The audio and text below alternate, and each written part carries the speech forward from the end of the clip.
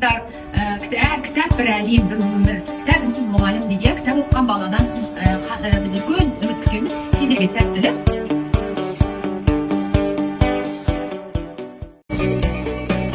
Ұшқан ұя жалпы әр қазақтың баласы оқу керек, менің ойымша. Себебі осы шығармада салт дәстүрлер, әдет-ғұрыптар туралы айтылған және адамның құндылықтары тақырып қозғалады. Ол кішіні сыйлау, үлкенге құрмет, елін сүю және